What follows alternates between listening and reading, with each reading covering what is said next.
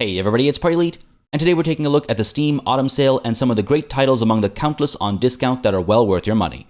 As always, this channel focuses on games with strategic and tactical elements, whether that's GSGs, 4Xs, tactical RPGs, city builders, or otherwise. If you have any suggestions of your own, feel free to drop them in the comments down below, and if this video helps you find something you like, consider hitting the like button. For now, with no more time to waste on an intro, and with timestamps down below, let's begin. Warhammer 40k Chaos Gate Daemonhunters is currently 50% off at $25, and you've probably heard me recommend this game a few times by now. First things first, let me say that whether you're familiar with the 40k IP or not, you can absolutely have fun with this game. All you need to know is that you're in charge of a chapter of superhuman space marines that are known to hunt demons and their worshippers, and currently, a plague is spreading across the galaxy at the behest of the god of plague, Nurgle. That's all the background information you need before you dive into this excellent turn-based tactics game. On the strategic layer, you'll manage your ship and travel from planet to planet as the plague spreads and grows stronger over time where you let it fester, and you'll engage with a variety of enemy types spread across a variety of mission types as you research new technology and the threat itself, and through your successes on the battlefield, you'll invest in requisitioning new equipment for your soldiers as well as upgrades for them specific to their classes. On the battlefield, you'll deal with lots of the familiar mechanics in the space: grid-based, cover-based movement, action points, overwatch systems, so on and so forth. But Daemonhunters adds its own twists by introducing the environment as a vital tool on the battlefield, and by leaning into the plague mechanics that will change things up on the battlefield from time to time based on how quickly you operate. The enemies range from low-level cultists to demons the size of buildings, and the weapons you dispatch them with are all punchy and violent and interesting in their own ways. My favorite aspect of the game, funnily enough, is what many of the negative reviews highlight as an issue. It's a challenging game, and it will absolutely test your prowess. Personally, I enjoy that kind of punishment, and if you like a turn-based tactics game that is meant to test you, this is one I can highly recommend. Mount and Blade 2 Bannerlord is currently 30% off, available for $45, and this is a great time to dive in with both feet. While some would say it had a somewhat bumpy release, I've been on board with it since early access through to the 1.0 release, and it is an absolute blast of a game if you're looking to immerse yourself in a low fantasy medieval setting where you play as a relative nobody and rise to power, if you so choose. There is a narrative experience to play through, or you can play the sandbox mode. Either way, you create your character based on a few different options that'll all have an actual impact on your game, and then you find yourself in a vast open world full of cities and castles of various cultures with roving armies and bandits to either work with or battle. As an individual, you will age over time. You'll seek out companions with different skills, and you'll perhaps even fall in love, get married, and have kids that'll eventually take on your mantle when you pass. You'll seek out a king to serve, or forge a kingdom of your own, or perhaps you'll remain as a mercenary or simply do small quests for the common folk. You'll run goods from town to town to make your wealth from trade. You'll work as a smith. What I'm saying is, you'll do whatever you please in this massive sandbox experience. If you're wondering where the hell the strategy aspects get involved, well, there's a few elements. For one, you'll be growing your band of warriors over time, recruiting units according to what army composition you want to have in your army. You'll also recruit party members and equip them based on their skills and stats, providing them with troops to use on the battlefield themselves. Then there's the management of any cities and castles under your purview, including construction projects, taxation, and public order, and perhaps most importantly, there's the warring and battling. Whether you join an existing kingdom or make your own, you'll find yourself locked in wars often, and this will involve planning troop movements, picking fights, and then actually fighting them on the battlefield. You'll plan around skirmishers and archers and shield walls and heavy and light cavalry. You'll consider the strengths and weaknesses of different factions to choose your army composition accordingly, and you'll make battle plans. You'll have hammer and anvil tactics. You'll hide among the trees and do all the good stuff that you can expect from a typical medieval style battlefield. Bannerlord is an excellent game that you'll sink many hours into, and after you're done with the base game, there are countless mods to check out too. It is well worth full price, so with this massive discount, I'd say it's a must-buy. Pathfinder: Wrath of the Righteous recently saw a big drop in price, and coupled with the sale reduction on top of that, we're seeing the lowest price point yet for this excellent CRPG. If you've not yet played Wrath of the Righteous but enjoyed Baldur's Gate 3, Divinity Original Sin 2, or other CRPGs, you definitely need to check this one out. An excellent adaptation of the complicated Pathfinder tabletop system, The Wrath of the Righteous has a huge number of options when it comes to character creation, with great tools on hand to make every set of choices interesting to play with. The developers have been hard at work since release, improving any weak spots identified by the community, and new DLC has been releasing consistently as well, adding more and more content to an already dense game. In fact, new DLC is releasing today itself, making this an excellent time to buy. This remains one of my favorite CRPGs, with a densely packed narrative experience, a huge variety of things to explore, and great mechanics that extend beyond exploration, conversation, and combat, putting you in charge of crusading armies as an activity separate from the usual RPG elements. You'll stealth around, you'll plan your engagements and position your party members accordingly, and you'll fight intense battles against all sorts of interesting, larger-than-life enemies. If you're even remotely interested in the genre, you absolutely must try this one out. It's been getting post-launch support for a very long time, and the base game itself has countless hours of content to delve into to begin with. Workers and Resources Soviet Republic is currently 35% off, available for $30, and remains my favorite realistic city builder, right up there with City Skylines and its recently released sequel. This is, hands down, the most deep and complex city building game at every layer, each adding more fun than the last. As I explain the complexity, keep in mind that a lot of it is optional. If you want to reduce complexity in some spaces for a more familiar and, let's call it, safe experience until you get comfortable with how deep this game goes, you can absolutely do so. Now, with Workers and Resources Soviet Republic, you've got a command economy. This means you are very directly in charge of every aspect of everything. You determine where people work, where they go to school, where they obtain their groceries, so on and so forth, and you're directly responsible for providing all of these through either local manufacturing or import, at a cost, of course. The same goes for transportation, clothes, entertainment, electronics, etc., and the raw materials needed to manufacture them too. When you're planning production chains, there's not just some strange abstraction that just happens to work out. There's a very serious dedication to realism every step of the way. When you commission the construction of a building, trucks will bring concrete, gravel, and steel beams over. Excavators will dig up the ground. Cranes will put pieces into place.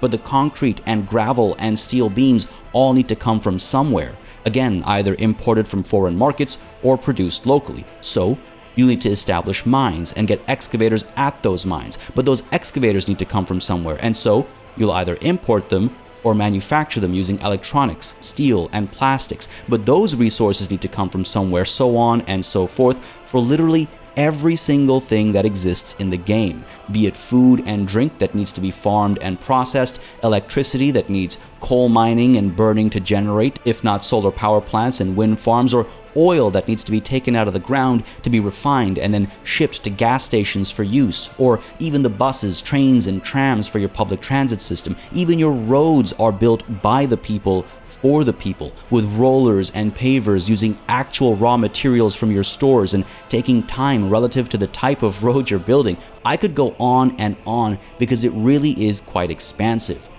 Just like the maps, absolutely huge maps where you're not just building a single city, but an entire nation, dealing with transnational railways to ship goods and workers, or using airplanes to do the same. Over early access, the devs have added waste management, subways, water management, heat management, naval transportation, and much more besides. All this included in the base game, mind you. Workers and Resources Soviet Republic is a labor of love made by some seriously dedicated developers. If you like city builders with a touch of complexity, you should definitely consider checking this one out. It's well worth more than its full price tag, so on sale, it is an absolute steal.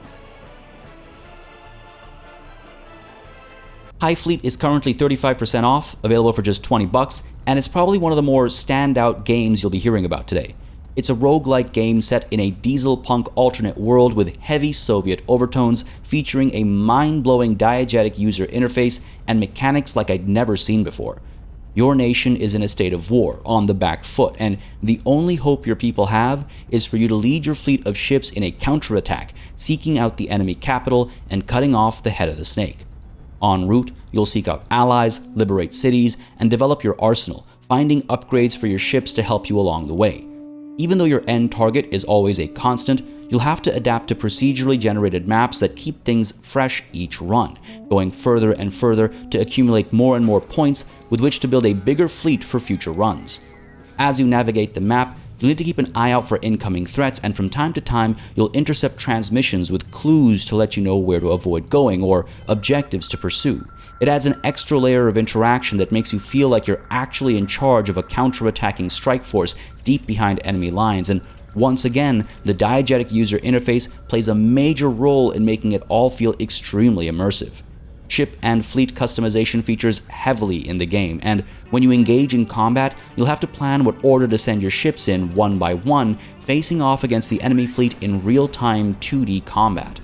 Highfleet is definitely a unique combination of action and strategy, and I can highly recommend checking it out, especially at its current price.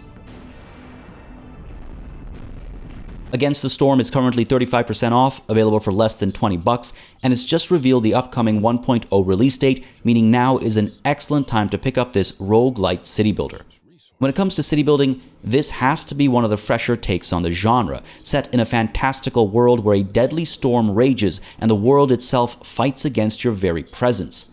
Operating in service of the Scorched Queen, you must establish multiple settlements in the interest of keeping the central citadel alive as the storm ebbs and flows, wiping everything but the citadel out every so many years, destroying your progress and getting you to start over, but with upgrades that you've retained between cycles. Every settlement you establish has a different set of limitations with different buildings on hand for you to take advantage of, and you'll find yourself tackling the Queen's demands while managing the needs of your citizens, different species, each with their own wants, strengths, and weaknesses. For each settlement you establish, you need to adjust course based on what's available to you, exploring a dangerous forest with different threats and boons hidden in its glades, varying based on which of the biomes this particular settlement is in. You'll need to operate quickly as the Queen's patience runs thin the slower you operate, and there are a few ways to complete any given settlement, whether it's through fulfilling objectives handed out by the Queen, making your people happy, or otherwise. Regardless of the Queen's patience, it's a race against time, as every year spent in a single settlement is time progression on the world map, where, as mentioned before, the storm will eventually come through to wipe everything but the citadel away, asking you to try and push further in the new cycle with the retained upgrades to said citadel. Against the Storm is a really unique gem of a game, and it's probably one of my favorites of the year. Early access has seen a tremendous amount of change and improvement over time, and now with 1.0 right around the corner, it's a great time to pick this one up. Wartales is currently 20% off, available for just about $25, and I can definitely recommend picking this one up at full price, so on sale it's a no-brainer. If you enjoyed Battle Brothers, Wartales is worth checking out as the inspiration is quite apparent. You're in charge of a band of mercenaries in a somewhat fantastical world, going from town to town, engaging in quests, meeting interesting characters, and taking on all manner of enemies from bandits to rat queens and more. The game has some interesting concepts of its own when it comes to upgrading your crew, specializing their careers to take advantage of skills and abilities uniquely available to certain folks. And then there are upgrades you can make to your party as a whole, impacting their behavior on the world map in a variety of ways. You can play as a law-abiding band, hunting down crooks, taking on appropriate quests, and engaging in trade as you travel the lands, or you can be a bit of a bandit yourself, robbing merchants, running from the authorities, and keeping an eye on just how notorious your band is considered, changing how the world treats you accordingly, putting a bounty on your head that many would love to collect. Combat consists of your classic turn-based tactical elements, but it's not entirely grid-based, allowing for more fluid movement, and it focuses on flanking, teamwork, and maneuvering in general, just as you'd expect a medieval setting to do. Characters each have their own skills that you can upgrade over time, and their equipment can be swapped for better gear, making them stronger over time as well as you forge better tools of the trade. And I do mean that quite literally, as the game takes the typically more mundane aspects of these kinds of games, like crafting and lockpicking, and turns them into fun little mini-games where your performance determines your results. Wartales was in early access the last time I'd recommended it, but it has since released into 1.0 with a lot of updates over the course of early access, including huge new regions being added to the game with new characters, new quests, and new storylines to explore. I can highly recommend checking it out.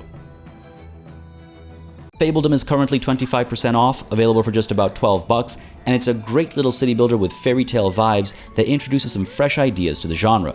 Not only will you be building a slowly growing village into a bustling city, going through tiers of buildings, looking after the needs and wants of your citizens, and busying yourself with optimal layouts, beautification, etc., the works. But on top of all that, as promised by the fairy tale vibes and the word fable in the game's name, you'll also be interacting with quests and storylines ripped right out of classic tales, and you'll engage with a core aspect of many a fairy tale: romance. So while on the one hand you'll be training your soldiers and sending them out on missions and quests, you'll also be interacting with neighboring rulers in search of budding relationships that can impact how your kingdoms develop together, or apart. The romancing actually integrates into city building as well. It's not just a tacked-on part of the game, and I have to commend the developers for building a robust set of city building mechanics and exploring fresh ideas that seem obvious in hindsight, but I can't think of the last time they were integrated in such a way. This isn't like Lakeburg Legacies, mind you. The romance here is between princes and princesses, providing various kinds of mechanical buffs as well as unique structures to bolster your city's productivity in one way or another, depending on who you're romancing. The game is still in early access with lots more to be added over time, but at this price, it's an easy buy for anybody looking for a slightly more relaxed city building experience with some fresh ideas to explore. Crusader Kings 3 is currently a whopping 50% off, available for just $25, and it continues to get more and more added to it, as is the typical Paradox approach. No, I'm not just talking about DLC either. Free patches have been introducing massive changes to core systems in the base game and have been keeping Crusader Kings 3 fresh in a few different ways over the years. I'm a big fan of the series as a pretty unique take on grand strategy games, having you play as an individual and their dynasty instead of as a specific kingdom, per se. Sure, as a king, you'd be in charge of a kingdom, but the level at which you're interacting with your realm and the realms around you are all at an interpersonal level, arranging marriages, improving relationships, plotting assassinations, blackmailing members of the court to join said plots, so on and so forth, using all those as mechanisms to, well, do what you want, really. Do you want to lead the Muslims in the Iberian Peninsula further north than they've ever been? You can do that. Do you want to create a new Zoroastrian Persian empire that spreads from the Balkans to Bengal? Go for it. Do you want to take your Viking longships to the Indian subcontinent and convert to Hinduism? Be my guest. Whether you're playing as a count, a duke, a king, or an emperor, you can recruit great warriors as knights, raise massive armies and lead them into battle, or hide in your castle as you send claimants into battle in the hopes of them dying, keeping your claims to the throne secure. Marry the right prince to the right princess and use well-calculated assassinations to put your family at the head of two powerful thrones. Do whatever dastardly plot your heart desires from Europe to South Asia. Crusader Kings 3 is a fascinating experience, and I will always recommend this game even at full price. So now, at 50% off, I have to say, it's a must-buy. Victoria 3 is also currently 50% off, available for $25, and though it wasn't really loved by many at launch, there's been a lot of work done over the last year to improve some of the game's weakest aspects. I'll be honest, I've been on board since the start, since we rarely get such a unique kind of GSG, focused entirely on socio-economic matters rather than the more typical topics such as war. Here you'll be influencing the wealth and power structures of various strata of your society in the interest of enabling support for various kinds of social, political, and economic change in an era of rapid industrialization. If you're looking for a GSG that explores topics that don't often get much attention, with mechanics you're not likely to see explored anywhere else, Victoria 3 is a no-brainer, with some really interesting ideas worth exploring. You'll be passing laws, you'll be, yes, declaring wars, you'll be colonizing, you'll be decolonizing, you'll be fighting for independence, you'll be doing all sorts of things using tools and systems that, again, rarely truly get explored. At 50% off, it's an easy buy. I hope these recommendations help guide you through the chaos of the Steam Autumn Sale this year, and if you have any thoughts or recommendations of your own, feel free to drop them in the comments down below. If you found something you liked in this video, don't hesitate to hit the like button to let me know, and feel free to subscribe to the channel for more guides, let's plays, reviews, previews, and more for games in these genres. As always, a massive thanks goes out to all of the channel members and patrons who've been supporting the channel on a monthly basis. Y'all keep us alive and running smoothly, and of course a big old thanks goes out to each and every one of you for watching. Until next time, cheers.